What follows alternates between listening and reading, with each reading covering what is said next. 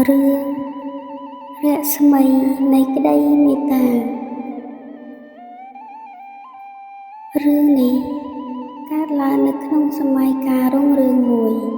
ដែលពោរពេញដោយភាពស្រស់បំព្រងនៃធម្មជាតិនិងបែងចែកវណ្ណៈដ៏ច្បាស់លាស់រស្មីនៃក្តីមេត្តាគឺជារឿងរ៉ាវរបស់ព្រះអង្គម្ចាស់ដែលហួងហែងអំណាចនិងក្មេងស្រីក្រីក្រដែលមានបេះដូងមាស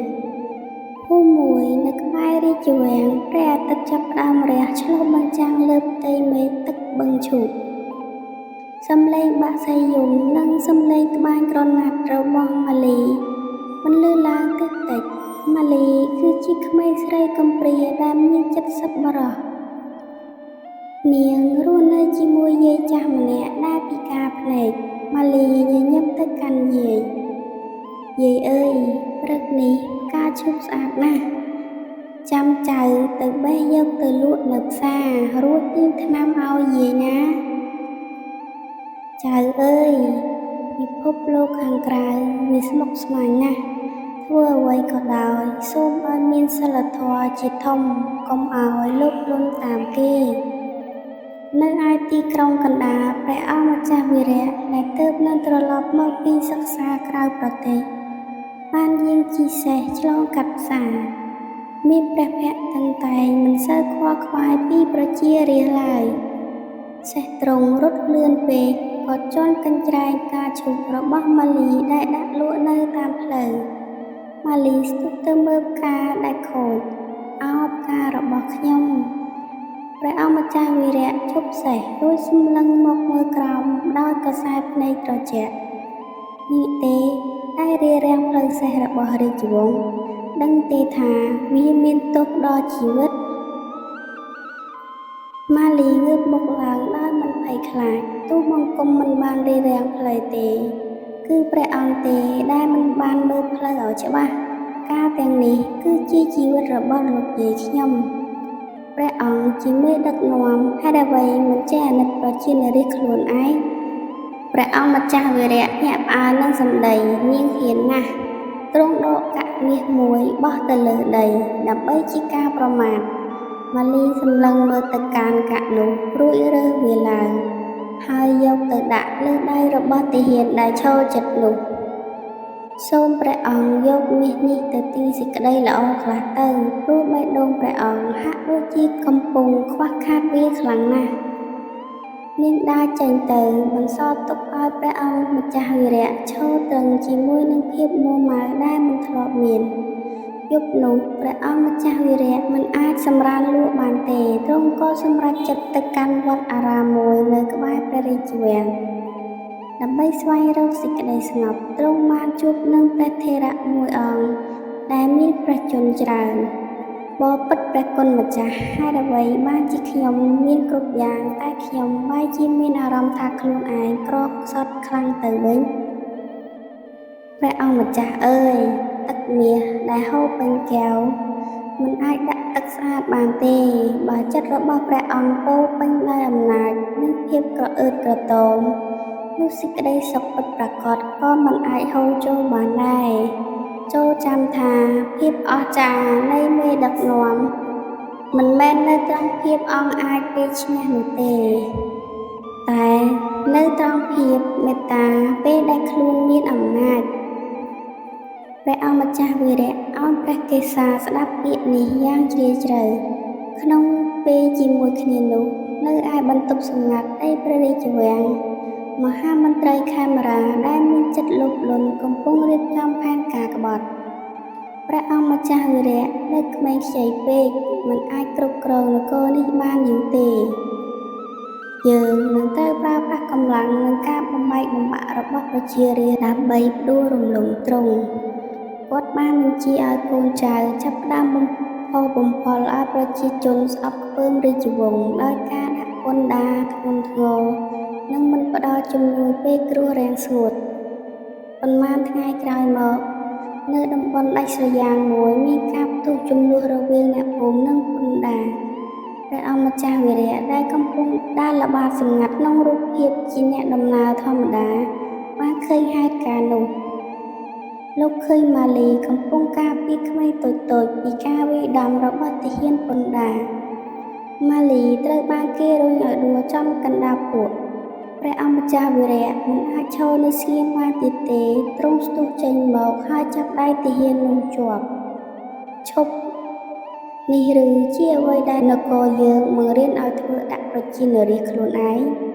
ម៉ាលីដែលដួលក្នុងពួកងាកមើលទៅបុរសកំពុងការពារនាងភ្ញាក់ផ្អើលព្រោះឃើញថាជាបុរសដែលនាងបានជួបនៅផ្សារថ្ងៃមុនសំឡេងក្នុងចិត្តម៉ាលីតើគេជានរណាហេតុអ្វីបានជាចេះជួយអ្នកដទៃទាំងដែលខ្លួនឯងក៏អាចមានគ្រោះថ្នាក់ខណៈនោះទាហានជាច្រើនអ្នកទៀតក៏មកដល់ហើយឡោមព័ទ្ធអ្នកទាំងពីរព្រះអង្គម្ចាស់វីរៈក្តាប់ដាវក្នុងដៃខណៈដែលភ្នែកសម្លឹងមើលម៉ាលីដោយការបដិញ្ញាចិត្តនាងមិនអីទេឬសូមអរគុណតែសូមប្រយ័ត្នខ្លួនផងភ្លៀងចាប់ផ្ដើមធ្លាក់ចុះមកយ៉ាងខ្លាំងសំឡេងផ្គរលាន់រន្ទឺបង្ហាញពីព្យុះដ៏ធំមួយដែលនឹងបោកបក់នគរនេះទាំងមូលក្រោយពីការប៉ះទង្គិចគ្នាដោយកម្លាំងជាមួយក្រុមទាហានពន្ធដារព្រះអង្គម្ចាស់វីរៈបានប្រើក្បាច់គុណដ៏ស្ទាត់ជំនាញរបស់ទ្រង់ដើម្បីការពារម៉ាលីដោយសារតែភ្លៀងធ្លាក់ខ្លាំងពេកនិងទាហានមានគ្នាច្រើនទ្រង់បានចាប់ដៃម៉ាលីរត់ចូលទៅក្នុងព្រៃដាច់ស្រយាលមួយដើម្បីគេចពីការតាមប្រមាញ់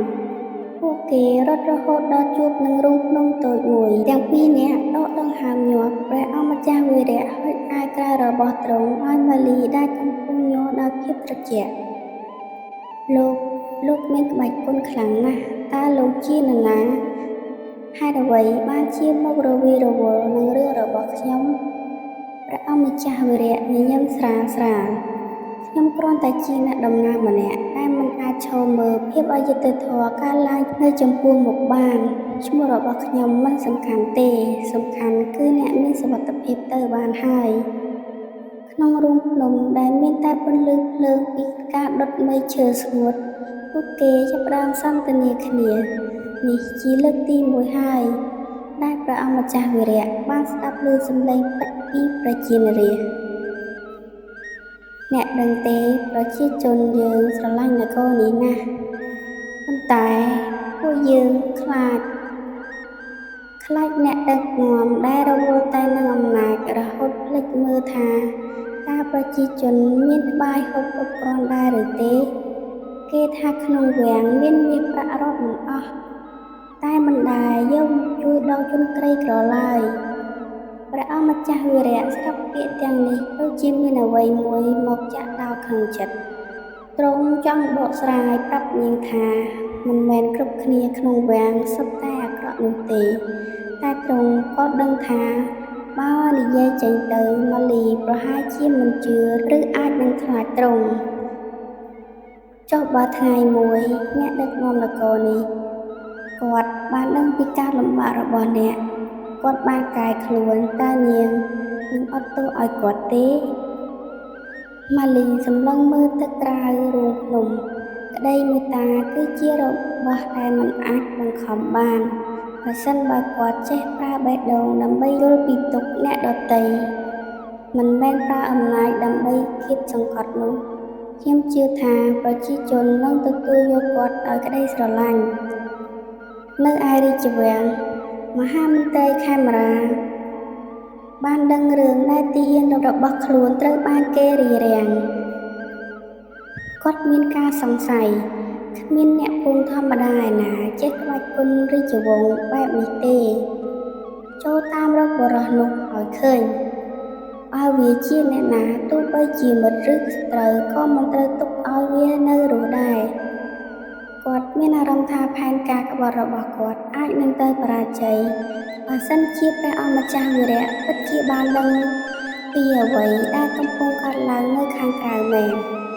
ព្រឹកថ្ងៃបន្ទាប់ភ្លៀងបានរាំងព្រះអង្គម្ចាស់វីរៈនិងម៉ាលីដើរត្រឡប់មកកាន់ភូមិវិញមុនបែកគ្នាម៉ាលីបានជូនវត្ថុអនុស្សាវរីយ៍តូចមួយដល់ទ្រង់នេះគឺជាកន្សែងដែលខ្ញុំប៉ាក់តដៃជាការអរគុណដែលលោកបានជួយជីវិតខ្ញុំម្សិលមិញខ្ញុំសង្ឃឹមថាយើងនឹងបានជួបគ្នាទៀត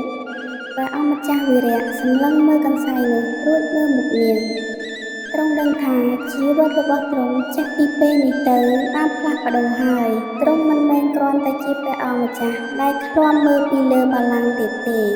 ប៉ុន្តែទ្រង់គឺជាមេដឹកនាំដែលដឹងពីរសជាតិនៃជីវិតពិតខណៈដែលម៉ាលីដើរទៅកាន់ផ្ទះវិញព្រះអង្គម្ចាស់វីរៈបានពាក់អាវទ្រង់វិញហើយត្រឡប់ទៅវាំងវិញពោពេញដោយការតាំងចិត្តបន្ទាប់បានត្រឡប់ចូលក្នុងព្រះរាជវាំងវិញព្រះអង្គម្ចាស់បានកោះហៅមន្ត្រីចំណិតម្នាក់មកស៊ើបអង្កេតលើសកម្មភាពរបស់មន្ត្រីខេមរាទ្រង់បានរកឃើញឯកសារសម្ងាត់មួយដែលបញ្ជាក់ថាមន្ត្រីរូបនេះពិតជាបានកេងប្រវ័ញ្ចប្រាក់ពន្ធពីប្រជានរាស្ត្រនិងទម្លាក់កំហុសមកលើរាជវង្សមែនព្រះអង្គម្ចាស់វីរៈទះទុកដោយកំហឹងខេមរាឯងហ៊ានយកទុកវេទនានិងឈាមរបស់ប្រជានរាស្ត្រមកធ្វើជាចម្លើយដើម្បីឡើងកាន់អំណាចផងខ្ញុំនឹងមិនបណ្ដោយឲ្យរឿងនេះបន្តទៅទៀតទេទ្រង់សម្រេចចិត្តថាមិនអាចប្រើអំណាចដោះស្រាយដោយចំហបានទេព្រោះអាចនឹងធ្វើឲ្យមានចលាចលទ្រង់ត្រូវស្វែងរកតាងបន្ថែមនិងការពារប្រជាជនដោយផ្ទាល់នៅឯភូមិរបស់ម៉ាលីក្រុមទាហានរបស់មន្ត្រីខេមរាបានមកដល់ពួកគេបានដុតបំផ្លាញផ្ទះមួយចំនួននិងបង្ខំឲ្យអ្នកភូមិប្រគល់ដីធ្លីនិងទ្រព្យសម្បត្តិម៉ាលីនិងយាយបានព្យាយាមរត់គេចប៉ុន្តែត្រូវទាហានឡោមព័ទ្ធកុំឲ្យនាងរួចខ្លួនចាប់វាទៅសួរចម្លើយម៉ាលីស្រែកការពីយាយកុំប៉ះយាយខ្ញុំពួកឯងគ្មានសិទ្ធិធ្វើបាបប្រជាជនស្រួលត្រង់ទេខណៈពេលដែលទាហានម្នាក់លើកដាវដើម្បីចាប់ម៉ាលីស្រាប់តែមានកាំបិតមួយហោះមកចំដាវនោះធ្វើឲ្យវាធ្លាក់ចុះព្រះអង្គម្ចាស់វីរៈបានលេចមុខឡើងដោយពាក់របាំងមុខមួយផ្នែកនិងកណ្ដាលទ្រង់បានប្រយុទ្ធយ៉ាងស្វាហាប់ជាមួយទាហានទាំងនោះហើយក៏បានបង្ហាញបាច់ពន្ធរាជវង្សដែលធ្វើឲ្យទាហានទាំងនោះភ័យខ្លាចអ្នកណាដែលហ៊ានធ្វើបាបអ្នកភូមិគឺត្រូវប្រឈមមុខនឹងដាវរបស់ខ្ញុំទាហានទាំងអស់បានលក់ថយព្រះអង្គម្ចាស់វីរៈបានដើរចូលទៅជិតម៉ាលីបានដឹងថាបុរសនេះគឺជាអ្នកដែលធ្លាប់ជួយនាងថ្ងៃមុននាងបានលើកដៃសំពះអរគុណប៉ុន្តែព្រះអង្គម្ចាស់វីរៈបានបោះរបាំងមុខចេញម៉ាលីភ្ញាក់ផ្អើលជាខ្លាំងព្រះអង្គម្ចាស់គឺជាព្រះអង្គទេឬព្រះអង្គម្ចាស់វីរៈបានសម្លឹងមើលនាងដោយក្តីអាណិតនិងស្មោះត្រង់ត្រូវហើយគឺខ្ញុំសូមទោសចំពោះអ្វីដែលបានកើតឡើងកន្លងមកខ្ញុំមិនបានដឹងថាប្រជានរាស្ត្ររបស់ខ្ញុំត្រូវរងទុក្ខវេទនាបែបនេះទេចាប់ពីថ្ងៃនេះតទៅខ្ញុំនឹងការពារពួកអ្នកទាំងអស់គ្នាទោះបីជាម៉ាលីមានការភ្ញាក់ផ្អើលប៉ុន្តែនាងក៏បានឃើញពីភាពស្មោះត្រង់ក្នុងខ្សែភ្នែករបស់ព្រះអង្គម្ចាស់ពាក្យសន្យាមិនអាចដោះស្រាយបញ្ហាបានទេអ្វីដែលនគរត្រូវការគឺសកម្មភាពជាក់ស្ដែងនិងក្តីមេត្តាដែលកើតចេញពីបេះដូងពិតសូមកុំឲ្យអំណាចបាំងភ្នែកព្រះអង្គម្ចាស់ទៀតអីព្រះអង្គម្ចាស់វីរៈងក់ព្រះកេសាយឺតពាក្យរបស់នាងគឺជាមេរៀនដ៏មានតម្លៃបំផុតសម្រាប់ខ្ញុំនឹងកសាងឡើងវិញនូវភាពយុត្តិធម៌នៅឯវិមានរបស់មហាមន្ត្រីខេមរាគាត់បានដឹងថាកិច្ចការរបស់គាត់ត្រូវបានរារាំងដោយព្រះអង្គម្ចាស់ផ្ទាល់គាត់បានបញ្ជាឲ្យកូនចៅត្រៀមទ័ពដើម្បីទម្លាក់កំហុសថាព្រះអង្គម្ចាស់ជាអ្នកក្បត់នគរវិញនៅឯសាលប្រជុំក្នុងព្រះរាជវាំងមហាមន្ត្រីខេមរាកំពុងប្រើអំណាចរបស់ខ្លួនបញ្ចុះបញ្ចូលមន្ត្រីដទៃទៀតថាព្រះអង្គម្ចាស់វីរៈបានបាត់ខ្លួនជាច្រើនថ្ងៃហើយព័ត៌មានច្បាស់ការគឺទ្រង់កំពុងចងសម្ព័ន្ធជាមួយពួកក្រុមឧទាមនៅតាមព្រំដែនដើម្បីបម្រុងដណ្ដើមរាជពីព្រះមហាក្សត្រដែលកំពុងប្រឈួនយើងត្រូវតែប្រកាសឲ្យចាប់ព្រះអង្គជាអ្នកក្បត់ជាតិមន្ត្រីខ្លះមានការសង្ស័យប៉ុន្តែដោយសារខ្លាចអំណាចរបស់ខេមរាពួកគេក៏បានយល់ព្រមតាមផែនការដ៏ខ្មៅងងឹតនេះនៅឯភូមិដែលលាក់ខ្លួន ព្រះអង្គម្ចាស់វីរៈបានទទួលដំណឹងចាបរោះរបស់ទ្រង់ដឹងថាខ្លួនកំពុងស្ថិតក្នុងគ្រោះថ្នាក់ដ៏ធំកាមេរ៉ាចង់ទម្លាក់កំហុសមកលើខ្ញុំដើម្បីបិទបាំងអំពើអាក្រក់របស់វាបើខិនត្រឡប់ទៅវាំងដោយកម្លាំងកងទ័ពវានឹងក្លាយជាសង្គ្រាមក្នុងស្រុកប្រជាជននឹងរងគ្រោះថ្នាក់ម៉ាលីដែលកំពុងស្ដាប់ការសន្ទនានោះបានចូលមកចិត្តដោយភាពមោះមុតព្រះអង្គម្ចាស់អំណាចពិតមិនមែនស្ថិតលើដាវឬទ័ពនោះទេគឺស្ថិតលើការគាំទ្ររបស់ប្រជាជនរាស្ត្របើព្រះអង្គចង់ឈ្នះសូមមើលហាយការពិតដល់ប្រជាជនកុំលាក់បាំងប្រសិនបើប្រជាជនដឹងថាព្រះអង្គពិតជាអ្នកណានិងអ្វីដែលព្រះអង្គចង់ធ្វើពួកគេនឹងខ្លាចជាខែដ៏រឹងមាំបំផុតរបស់ព្រះអង្គម្ចាស់វីរៈសម្លឹងមើលមុខនាងដោយភាពកោតសរសើរនាងពិតជាមានបញ្ញាដែលទ្រង់មិនធ្លាប់ជួបពីមុនមកផែនការត្រូវបានរៀបចំឡើងជំនួសឲ្យការត្រឡប់ទៅវាំងដើម្បីធ្វើសង្គ្រាមព្រះអង្គម្ចាស់វីរៈនិងម៉ាលីធ្វើដំណើរទៅកាន់ទីប្រជុំជនដើម្បីជួបប្រជាជនដែលកំពុងរងទុក្ខវេទនាទាហានរបស់កាមេរ៉ាបានតាមប្រមាញ់ពួកគេមកដល់ទីនេះពួកគេឡោមព័ទ្ធកន្លែងជួបជុំនោះព្រះអង្គម្ចាស់វីរៈទ្រង់ត្រូវចោទប្រកាន់ពីបទក្បត់ជាតិចូលដាក់ដាវចុះ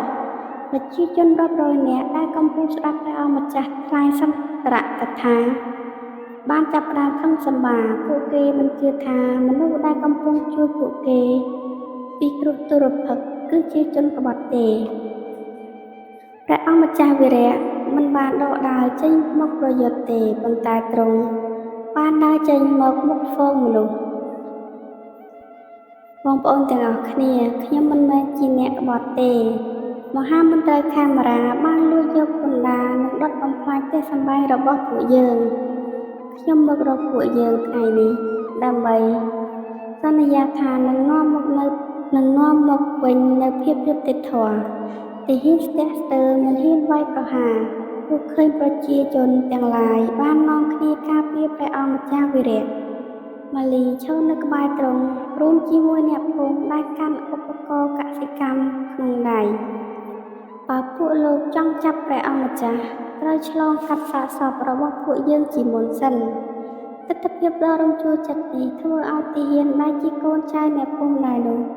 ចាប់ផ្ដើមទម្លាក់ដាវចុះពួកគេក៏មានឪពុកម្ដាយនិងបងប្អូនដែលរងទុក្ខដូចគ្នាមេក្រុមទាហានដែលមានការភ័យខ្លាចព្រោះផែនការក្បត់របស់លោកកាមេរ៉ាហាក់ដូចជាកំពុងត្រូវគេលាតត្រដាងនៅចំពោះមុខការតស៊ូដោយសន្តិវិធីរបស់ប្រជាជននិងភាពក្លាហានរបស់ព្រះអង្គម្ចាស់វីរៈទាហានធ្លាប់តែទទួលបញ្ជាពីមហាមន្ត្រីកាមេរ៉ាបានចាប់ផ្ដើមទម្លាក់អាវុធចុះពួកគេមើលឃើញពីភាពត្រឹមត្រូវក្នុងក្រសែភ្នែករបស់មនុស្សដែលខ្លួនធ្លាប់ចាត់ទុកជាសត្រូវមេក្រុមទាហានលុតជង្គង់ចុះព្រះអង្គម្ចាស់ពួកយើងសុទ្ធតែជាកូនចៅអ្នកភូមិពួកយើងបានចាញ់បោកការបញ្ឆោតរបស់មហាមន្ត្រីកាមេរ៉ាសូមព្រះអង្គមេត្តាអភ័យទោសប្រជាជនទាំងឡាយបានទះដៃសាទរព្រះអង្គម្ចាស់វីរៈបានលើកដៃមេត្តាដល់ពួកគេទាំងអស់គ្នានេះគឺជាជ័យជំនះដ៏ធំមួយដែលមិនបង្ហូរឈាមជាមួយនឹងកម្លាំងប្រជាជនដែលចូលរួមគាំទ្ររាប់ពាន់នាក់ព្រះអង្គម្ចាស់វីរៈនិងម៉ាលីបានលើកនាំក្បួនដង្ហែឆ្ពោះទៅកាន់ព្រះរាជវាំងនេះមិនមែនជាការបះបោរដើម្បីដណ្ដើមអំណាចទេតែជាការមកដើម្បីទាមទារយុត្តិធម៌ព្រះអង្គម្ចាស់តើព្រះអង្គភ័យខ្លាចទេពីមុនខ្ញុំប្រហែលជាភ័យខ្លាចការបាត់បង់មុខមាត់តែពេលនេះខ្ញុំមាននាងនិងប្រជាជននៅក្បែរបើមានការពិតនៅខាងមុខខ្ញុំគ្មានអ្វីត្រូវភ័យខ្លាចទៀតឡើយនៅពេលមកដល់រាជវាំងមហាមន្ត្រីកាមេរ៉ាបានដឹងខ្លួនថាគាត់ចាញ់ហើយជាយាមបញ្ជាឲ្យទាហានដែលនៅសេសសល់បាញ់ព្រួយប៉ុន្តែគ្មាននរណាម្នាក់ស្ដាប់គាត់ឡើយព្រះអង្គម្ចាស់វីរៈដើរចូលទៅកណ្ដាលសាលកាមេរ៉ាថ្ងៃនេះគឺជាថ្ងៃទីបញ្ចប់នៃអំពើទុច្ចរិតរបស់ឯងអត់តាទាំងអស់ ត្រូវបានប្រជាជនប្រមូលបានហើយពួកគេកំពុងឈរនៅខាងក្រៅនេះដើម្បីទាមទារឲ្យឯងទទួលខុសត្រូវកាមេរ៉ាដែលមានចិត្តលោភលន់បានព្យាយាមដកដាវចេញមកប៉ុន្តែត្រូវបានទាហានរាជវង្សចាប់ឃាត់ខ្លួនបានទាន់ពេលព្រះមហាក្សត្រដែលធ្លាប់តែប្រឈួននឹងត្រូវកាមេរ៉ាឃុំឃាំងបានយាងចេញមកដោយមានជំនួយពីអ្នកបម្រើទ្រង់បានឃើញស្ថានភាពទាំងមូលនិងដឹងពីសកម្មភាពរបស់ព្រះអង្គម្ចាស់វីរៈកូនអើយឪពុកមានមោទនភាពណាស់តែមានកូនបានរៀនមេរៀនដ៏សំខាន់បំផុតរបស់មេដឹកនាំនោះគឺជាការស្រឡាញ់ប្រជានារីស្មើនឹងជីវិតរបស់ខ្លួនមហាមន្ត្រីកាមេរ៉ាត្រូវបានគេនាំខ្លួនទៅកាត់ទោសតាមច្បាប់នគរភាពតានតឹងដែលគ្របដណ្ដប់លើនគរជាយូរមកហើយបានរលាយបាត់ទៅជំនួសមកវិញនូវសេចក្តីសង្ឃឹមក្រោយបញ្ចប់រឿងរ៉ាវទាំងអស់ព្រះអង្គម្ចាស់វីរៈបានទៅជួបមាលីនៅឯសួនច្បារដែលនាងធ្លាប់លក់ផ្កានាងបានជួយសង្គ្រោះនគរនេះនិងជួយសង្គ្រោះបេះដូងរបស់ខ្ញុំផងដែរម៉ាលីតែនាងព្រមនៅក្បែរខ្ញុំដើម្បីជួយថែរក្សារាជតទៅទៀតទេម៉ាលីញញឹមទាំងទឹកភ្នែកព្រះអង្គម្ចាស់អ្វីដែលខ្ញុំធ្វើគឺធ្វើដោយបេះដូងបើបេះដូងព្រះអង្គនៅតែមានក្តីមេត្តានោះខ្ញុំនឹងនៅក្បែរព្រះអង្គម្ចាស់ជានិច្ច